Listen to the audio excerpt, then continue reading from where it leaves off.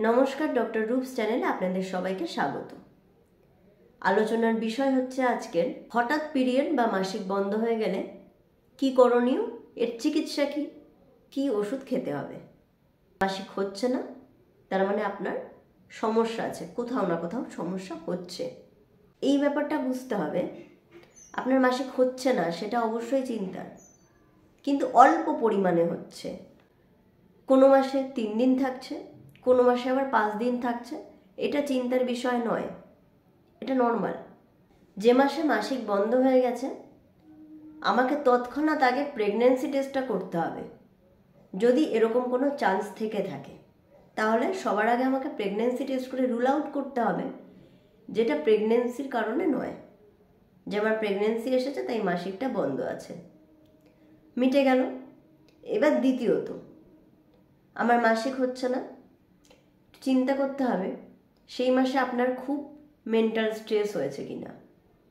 খেয়াল করে দেখবেন যারা খুব স্ট্রেসের মধ্যে রয়েছে সেই মাসে মাসিক অনেকের হয় না বা একদম সামান্য হয়। সেই স্ট্রেসটাকে রিলিফ করতে হবে, ভালো করে ঘুমোতে হবে।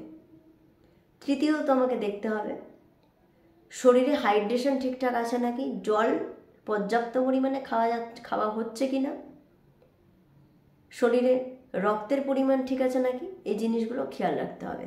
চতুর্থত, এবার আমাকে রক্ত পরীক্ষা করতে হবে, হিমোগ্লোবিন টেস্ট করতে হবে, থাইরয়েড টেস্ট করতে হবে, সিরাম প্রোলাক্টিন টেস্ট করতে হবে। কেন করতে হবে? হিমোগ্লোবিনের মাত্রা যদি কম থাকে তাহলে প্রতি মাসে যে ব্লিডিংটা হয় সেটা কমতে থাকে। এবার আপনি জানতে পারলেন না প্রতি মাসে আপনার ব্লিডিং হচ্ছে এবং আপনার ব্লিডিং যথেষ্ট পরিমাণে হচ্ছে, আস্তে আস্তে আপনার রক্তের পরিমাণটা কমে যাচ্ছে। এমন না শরীরে ব্লাড তৈরি হতে থাকে, সেটা বড় ব্যাপার নয়, কিন্তু তাও একটা ঘাটতি থেকে থাকে। তো সেটা গেল। থাইরয়েড হরমোন, এগুলো একটা হরমোনাল ইমব্যালেন্স তৈরি করে।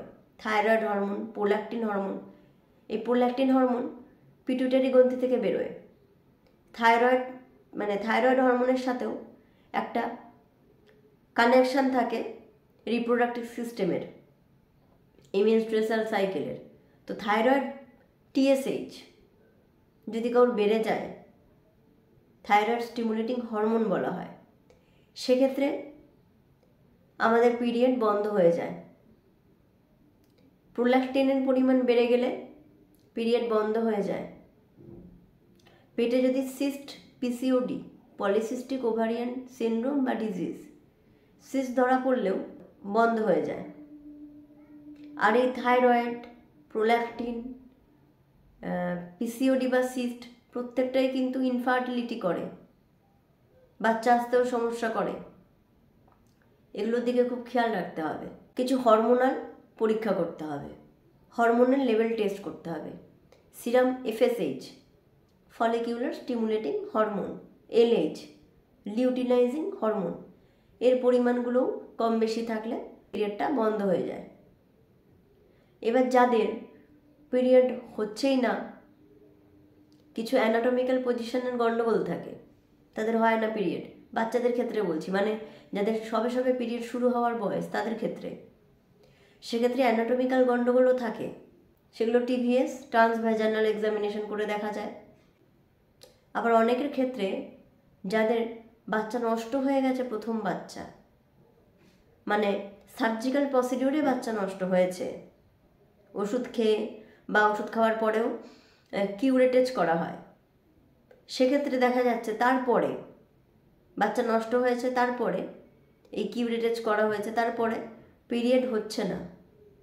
সেটা একটা প্রবলেম, সেটাকে আশারম্যান সিনড্রোম বলে। এটা অনেকের ক্ষেত্রে দেখা যায়। এটা তাদের ক্ষেত্রেই যাদের বললাম যে কোনো বাচ্চা আগে নষ্ট করেছে বা হয়ে গেছে, সেক্ষেত্রে কিউরেটেজ করা হয়েছে। যদি থাইরয়েড বেশি থাকে তাহলে থাইরয়েডের ওষুধ খেতে হবে ডাক্তার দেখিয়ে, প্রোল্যাক্টিন বেশি থাকলে প্রোল্যাক্টিনের ওষুধ স্টার্ট করতে হবে। এগুলো ইমিডিয়েট, যদি আপনি মেডিসিনগুলো স্টার্ট না করেন তাহলে আপনার পিরিয়ড নর্মালাইজ হবে না। ইউএসজিতে পিসিওডি পাওয়া গেছে, পিসিওডির ট্রিটমেন্ট করতে হবে। আয়রন ট্যাবলেট খেতে পারেন, হিমোগ্লোবিনের পরিমাণ কম আছে, শরীরে ঠিক মতন নিউট্রিশন নেই, মাল্টিভিটামিন ট্যাবলেট, আয়রন ট্যাবলেট, এগুলোর সাথে স্টার্ট করে দিতে পারেন। প্রচুর পরিমাণে জল, এগুলো ফ্লোটাকে ভালো রাখবে। এবারে সব থেকে গুরুত্বপূর্ণ পার্ট বলবো, মেডিসিন কি আছে পিরিয়ড বন্ধ হয়ে গেলে। আপনার প্রেগন্যান্সি নেই, সবার আগে রুল আউট করতে হবে যে প্রেগন্যান্সির কারণে হচ্ছে না, প্রেগন্যান্সি টেস্ট নেগেটিভ, এবার মেডিসিন। কারণ যদি প্রেগন্যান্সি টেস্ট পজিটিভ হয় তাহলে কোনোভাবেই এই মেডিসিন খাওয়া যাবে না, যেটা আমি বলতে যাচ্ছি। আপনাকে পিরিয়ডটা তো স্টার্ট করতে হবে, তারপরে আস্তে আস্তে ইনভেস্টিগেশন, ট্রিটমেন্ট এগুলো তার সাথে চলবে। পিরিয়ড স্টার্ট করানোর জন্য আপনাকে ইস্ট্রোজেন প্রোজেস্টেরনের কম্বিনেশন ট্যাবলেট দেওয়া হবে, মেড্রক্সি প্রোজেস্টেরন অ্যাসিটেট ট্যাবলেট দেওয়া হবে। সেটা অবশ্যই ডাক্তারের পরামর্শ নিয়ে ডক্টরবাবুর সাথে সরাসরি কথা বলে দেখা করে তিনি প্রেসক্রাইব করবেন। এটা দেওয়া হবে একটা নির্দিষ্ট কিছুদিনের জন্য, দেওয়ার পরে কিছুদিন ওয়েট করার পরে আপনার মেনস্ট্রুয়েশন আবার হতে থাকবে। আর এই মেড্রক্সি প্রোজেস্টেরন ট্যাবলেট এগুলো পিরিয়ড স্টার্ট করানোর জন্য, মানে আপনার পিরিয়ড হচ্ছে না, বন্ধ আছে, এটা দিয়ে স্টার্ট করানো হলো। এবার তার সাথে ফলো আপ করা যে কেন বন্ধ হয়ে গেছিলো, কী কী কারণ হতে পারে, তার জন্য এই ইনভেস্টিগেশন এগুলো করতে হবে। আর এই যে মেডিসিনের কথা বললাম, মেড্রক্সি প্রোজেস্টেরন অ্যাসিটেট, আরও আছে ইস্ট্রোজেন প্রোজেস্টেরনের কম্বিনেশনের কিছু মেডিসিন, সেগুলো আপনি খেলে কিছুদিন আপনি ওয়েট করলেন, আপনার উইথড্রল ব্লিডিং স্টার্ট হবে বা ওই পিরিয়ডের ব্লিডিংটা স্টার্ট হবে। এই হচ্ছে মেডিসিন। তাহলে আশা করছি এই ভিডিওতে আপনি জানতে পারলেন যে পিরিয়ড বন্ধ হলে আমাকে কীভাবে step by step follow up করতে হবে এবং কি মেডিসিন আমাকে খেতে হবে। অবশ্যই ডাক্তার দেখিয়ে স্টার্ট করতে হবে, কারণ সব মেডিসিন সব হেলথ কন্ডিশনে চলে না। তবে এটা যথেষ্ট চিন্তার বিষয় যে পিরিয়ড না হওয়াটা। এরকম আপনি যদি দেখেন যে আপনার পিরিয়ড বন্ধ আছে, হচ্ছে না, তৎক্ষণাৎ ডিলে না করে ডাক্তার দেখান। আজকের মতন এই পর্যন্তই শেষ করছি। ধন্যবাদ।